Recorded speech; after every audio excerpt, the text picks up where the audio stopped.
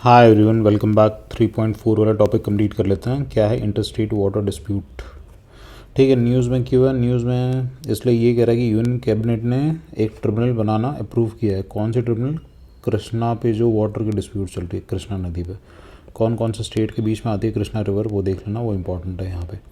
ठीक है, ट्रिब्यूनल कौन से एक्ट के अंदर बनाई जाती है? इंटरस्टेट वाटर डिस्प्यूट एक्ट है हमारा 1956 का, उसके अंडर ये प्रोविज़न है।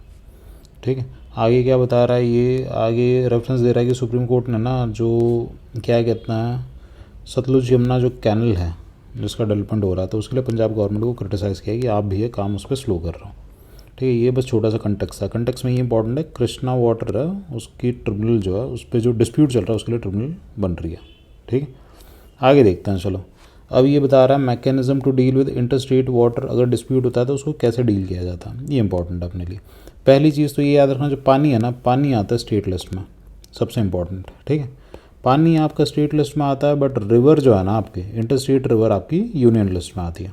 ये दो चीज़ें याद रख लो, सबसे इंपॉर्टेंट।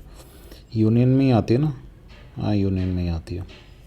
ठीक है, ये डिफरेंस एक बार क्लियर हो गया ना, तो मतलब कहानी थोड़ी साफ होगी। इसके बाद आर्टिकल 262 के अंदर ना आप रिवर से रिलेटेड ट्रिब्यूनल बनाते हो। ठीक है, इतना याद रखना, रिवर, इंटरस्टेट वाली रिवर्स।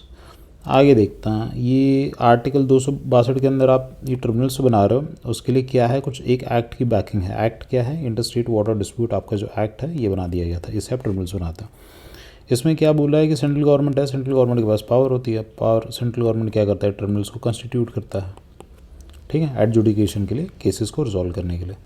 आगे क्या है, एक रिवर बोर्ड्स एक्ट है। ये क्या करता है? बोर्ड सेटअप करता है। बोर्ड कौन सेटअप करेगा? देखो सारी चीज़ें यहाँ पे क्या हो रहा है, इंटर स्टेट बात हो रही है। इंटर स्टेट बात हो रही है, इसलिए सारी चीज़ें कौन करेगा? सेंटर करेगा। किसी एक स्टेट के पास नहीं दिया जाएगा इस चीज़ का जुरिसडिक्शन। ठीक है, रिवर बोर्ड एक्ट है, ये क्या करता है? एक बोर्ड बनाएगा, बोर्ड इन चीज़ों को मतलब रेगुलेट करेगा, डेवलपमेंट देखेगा कि काम हो रहा है नहीं हो रहा, ट्रिब्यूनल्स के डिसीजन कैसे आ रहे हैं, इसमें टेक्निकल एक्सपर्टीज़ होंगे, ये सब 50 चीज़ें होंगी। ठीक है, आर्टिकल 262 क्या कहता है? आर्टिकल 262 ये भी कहता है कि भैया जो ट्रिब्यूनल है, ट्रिब्यूनल का जो डिसीजन है उसको हम फाइनल रखेंगे, उस पर जुडिशरी इंटरफियर नहीं करेगी। बट ये एक थंब रूल याद रखना, भारत के अंदर जुडिशरी अगर किसी भी चीज़ में पब्लिक इंटरेस्ट इन्वॉल्व है तो जुडिशरी सू मोटो उस चीज़ में इंटरवेन कर सकती है। जुडिशरी के पास दो बहुत पावरफुल आर्टिकल्स होते हैं, एक हो गया 142 हो गया और एक हो गया 136 हो गया। 136 के अंदर आपकी स्पेशल लीव पिटिशन आ जाती है।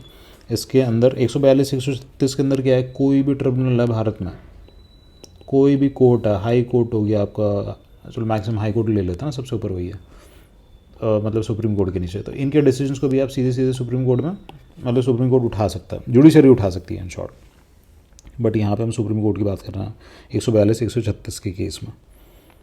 ठीक है, तो 262 हमने देख लिया, 136 भी देख लिया। आगे क्या है, नेशनल वाटर पॉलिसी 2012 में कुछ वाटर पॉलिसी बनी है। ठीक है, इसके अंदर क्या है, सच कुछ कंटेंट है तो नहीं। ठीक है, इसको काट देते हैं, देखते हैं। अब ये क्या कह रहा है, पानी, बहता हुआ पानी आपका यूनियन लिस्ट में आता है, ये हमने देख लिया पहले।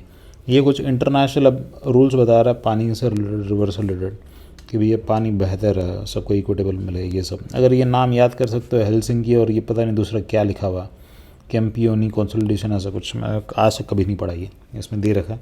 अगर याद हो जाता है, रिकॉल कर पा रहे हो एग्जाम में, ठीक है, नहीं कर पा रहे तो छोड़ देना इसको। आगे क्या दे रखा है, ब्रीफ में इन्होंने सतलुज यमुना कैनल के बारे में बता रखा है।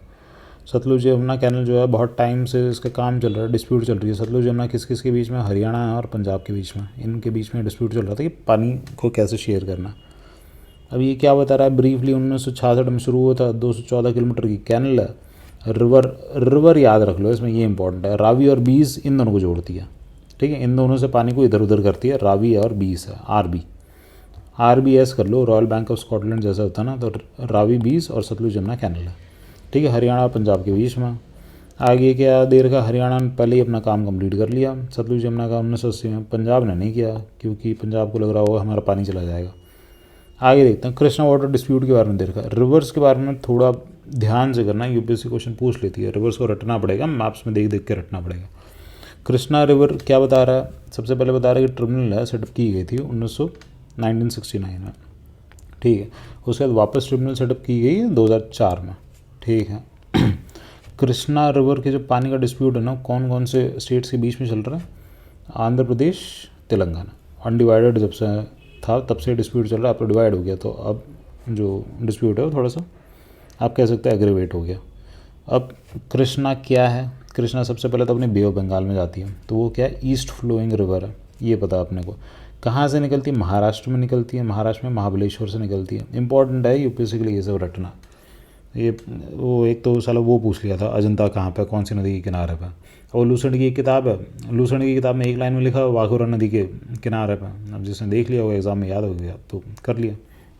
तो ऐसे ही, तो ये रिवर्स है, रिवर्स के ओरिजिन है, कहाँ से निकलती है, कहाँ जाती है, इंपॉर्टेंट। अगर उसकी अराउंड कोई लेक वेक है, अराउंड मतलब उसकी पैसेज में ही कोई लेक आ रहा है, कोई इंपॉर्टेंट ट्रिब्यूटरीज आ रही है, ये सब रटना है, इंपॉर्टेंट है। चलो महाबलेश्वर से निकल रही है, आगे बे ऑफ बंगाल में जाती है, ये हमने देख लिया।